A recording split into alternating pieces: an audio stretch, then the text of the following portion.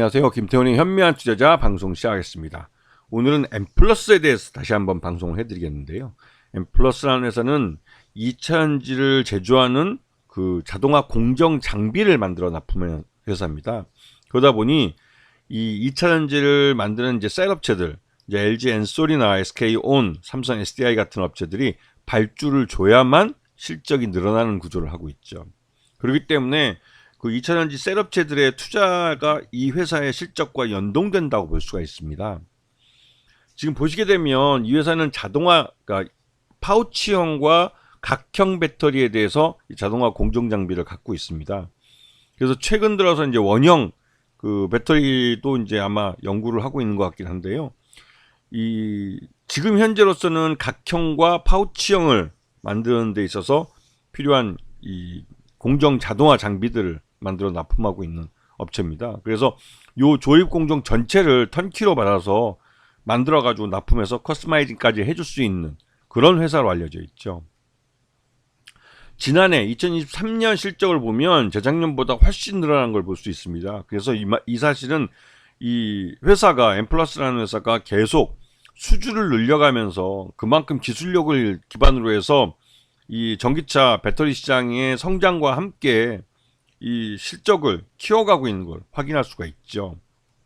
지금 보시게 되면 파우치형과 각형 모두에 대해서 조립 공정을 할 수 있는, 그러니까 턴키로 납품할 수 있는 그런 회사라는 걸 알 수가 있고, 지금 수주 공시한 것들만 봐도 SK온뿐만 아니라 그 ONE1이라고 해서 Our Next Energy라는 이 미국 회사가 알려져 있는데, 이 회사도 요번에 1분기 중에 납품을 완료하는 걸로 알려져 있습니다. 그래서 ONE 거는 올해 1분기 중에 실적이 잡힐 수 있는 가능성이 있는 그런 납품권이죠.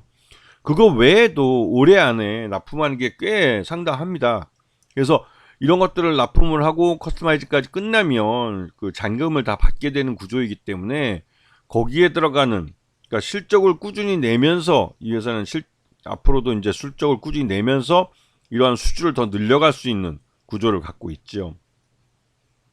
그래서 작년 실적을 보면 1166억에서 3400억으로 매출 외형이 거의 점프업을 한 걸 알 수 있습니다. 거기다가 영업이익도 흑자 전환을 했고 단기 순이익도 200억대를 기록하면서 이제 이런 실적 외형이 성장하는 것이 순항할 수 있는 구조를 갖고 있다는 걸 확인시켜 준 겁니다.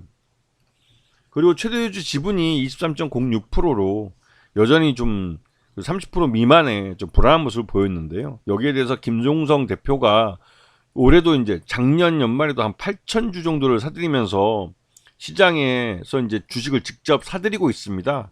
그리고 장기적으로 실적이 좋아지면, 지금보다 더 좋아진다면 아마도 이런 자사 취득과 소각을 할 수 있는 그런 기업으로 알려져 있죠. 그리고 지금 현재도 계속 이런 수주가 이어지고 있는데, 이런 수주가 늘어난다는 것은 앞으로 이 회사의 일감들이 꾸준히 널려 있다는 것을 알 수 있는 겁니다.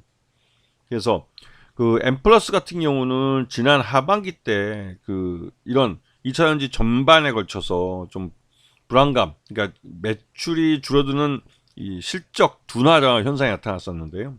근데 그 영향으로 셀업체들의 발주가 이연되고 투자가 이연되고 하면서 전반적으로 장비업체들이 모두 침체를 겪었습니다. 그때 엠플러스도 마찬가지로 지금 좀 침체를 겪었죠. 그는 주력 거래처인 SK온이 작년 하반기에 투자로 하기로 했던 것들을 대부분 올해로 이연하면서 그 이연 분량을 요번에 1분기가 지나면서 2분기부터 본격적으로 다시 발주가 나올 걸로 기대가 되고 있습니다.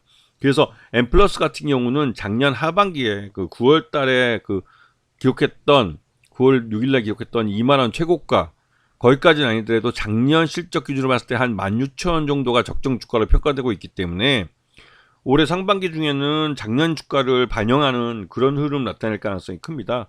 이것은 SK온이 다시 이제 발주를 재개하면서 이러한 부분에 대해서 실적으로 증명이 될 가능성이 크기 때문에 엠플러스 같은 경우는 2차전지 전반에 걸쳐 투자가 재개되는 것에 수혜를 받을 가능성이 큰 것이죠.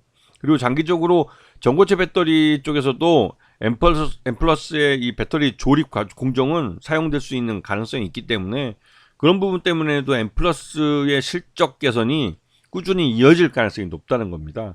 그런 측면에서 이런 그 배터리 시장의 성장, 또 전기차 시장의 성장과 궤를 같이 한다고 볼 수가 있는 것이죠. 아시겠죠? 자, 오늘 방송 여기서 마치겠습니다. 감사합니다.